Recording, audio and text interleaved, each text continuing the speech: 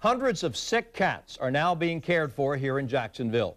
Deputies rescued the cats from Caboodle Ranch near Tallahassee after an undercover investigation revealed the owner was medically neglecting the animals. Now, some of the people who gave their cats away to the ranch want them back, and some are defending the man who is now facing animal cruelty charges.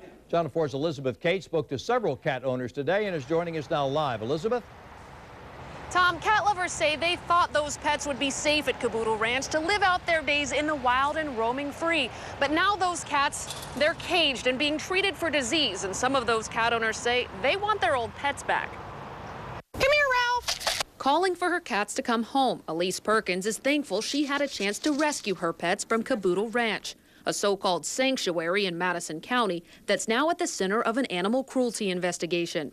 At Caboodle Ranch, it was a death camp. It was literally a place where cats went to die a slow, horrible death. Perkins says she had suspicions about the ranch years ago when she planned to drop off a group of ferals she'd saved from the streets, and claims this footage captured by PETA only confirms her worst fears, that hundreds of sick cats were living in filth, medically neglected by the ranch owner, Craig Grant. That's horrific. That was my main thing, is that he does not engage in euthanasia of cats that get to an end stage of their illness and he refuses to put them down. That is felony animal cruelty. Some people say they still trust Grant because if you go to the Caboodle Ranch website, you can see that it's a 501c3, a nonprofit cat rescue. And despite the disturbing video, they argue what you're seeing through the lens is actually a misrepresentation of the ranch. I think it was staged. I think it's a staging. I mean, because, yeah, there are cats out there were sick, but we don't know if those cats were brought in like that. As a former volunteer at the nonprofit, this cat lover doesn't want to reveal his identity, but is furious the cats left in Grant's care are now in the hands of the ASPCA. These animals are in a bad situation now. They're being put in cages. They weren't in cages. They were being loved by a man that cared for them. Grant is attacking the charges against him. On his website, he released this statement claiming, quote, "I've had a number of sick cats over the years. Some in the sick ward had photos taken behind my back and put on the web.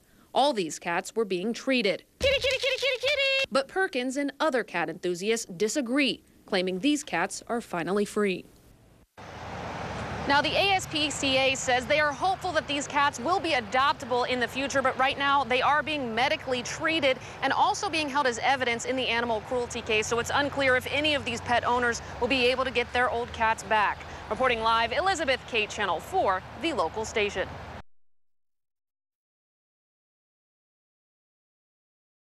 Some of the former owners of the hundreds of diseased cats rescued from a sanctuary involved in an animal cruelty investigation are now telling us they want their cats back. Animal workers took the cats from Caboodle Ranch near Tallahassee after an undercover investigation revealed the owner, Craig Grant, was medically neglecting them. Elise Perkins says she's thankful she rescued her pet years ago from Caboodle Ranch. She says she had suspicions when she planned to drop off several feral cats she'd saved from the streets. And she claims this footage captured by the animal rights group PETA confirmed her worst fears, that hundreds of sick cats were living in filth. And she says the owner's responsible. 256. He wasn't vaccinating, obviously. He wasn't fixing. And I knew that if you mingle contagious cats with non-contagious cats, they're all just going to get sick. The owner is attacking the charges against him. On his website, Grant released this statement saying, "I've had a number of sick cats over the years. Some in the sick ward had photos taken behind my back and put on the web. All these cats were being treated." The American Society for the Prevention of Cruelty to Animals says it is hopeful the cats will be adoptable in the future. But right now, they're being treated here in Jacksonville and will be evidence in the animal cruelty case.